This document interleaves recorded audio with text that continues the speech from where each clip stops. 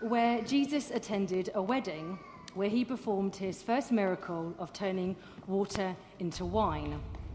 Now, we thought it would be quite helpful to have a visual demonstration of that. Perhaps not of the miracle, but of the wedding itself. Now, I'm sure you've all been to weddings, but it's still nice to have a reminder.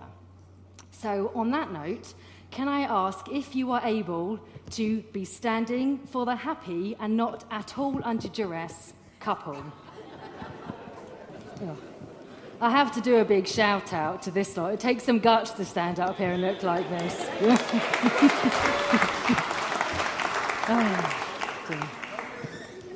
So, as we've already said, Jesus was at a wedding, perhaps slightly different from this one. Hopefully they were a bit older, but you never know.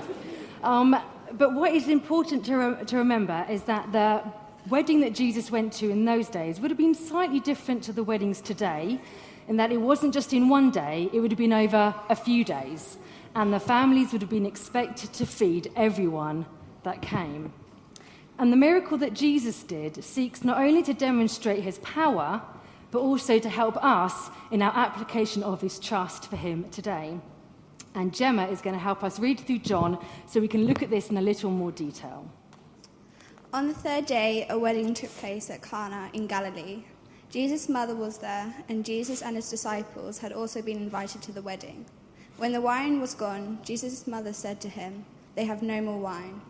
So, here you see, we have this situation where there is pressure to feed and water all of these guests that have come to this wedding.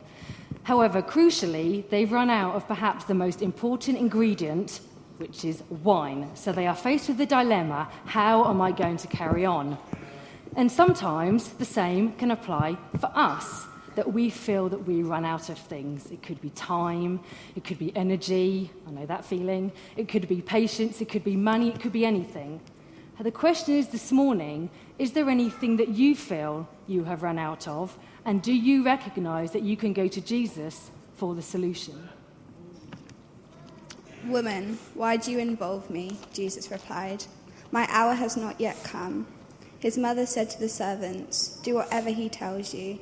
Nearby stood six stone water jars, the kind used by the Jews for ceremonial washing, each holding from 20 to 30 gallons. Jesus said to the servants, "Fill the jars with the water." So they filled them to the brim. Then he told them, "Now draw some out and take it to the master of the banquet." So you can imagine the scene. Just a regular guest at a wedding starts telling servants to go and fill up big jars of water and bring them to him. Would have seemed a bit bonkers, but they trusted and they did it anyway. The same is frequently true of us. Sometimes God wants to put us slightly out of our comfort zone, or asks us to do something and we think, "Oh, I'll just look silly," or "I'll sound silly if I do that," and therefore we don't do it.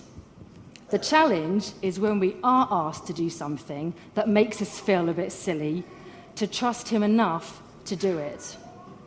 They did so, and the master of the banquet tasted the water that had been turned into the wine. He did not realize where it had come from, though the servants who had drawn the water knew.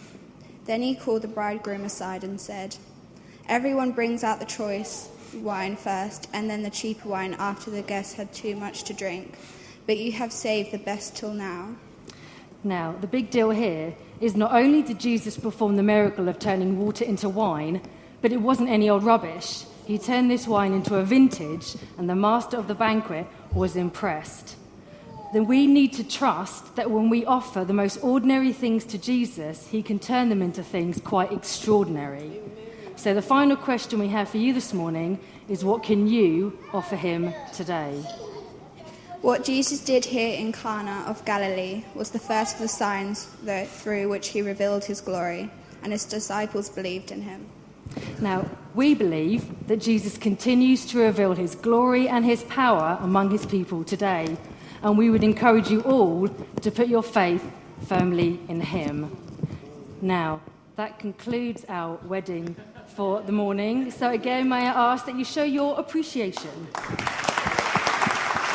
Go and sit down.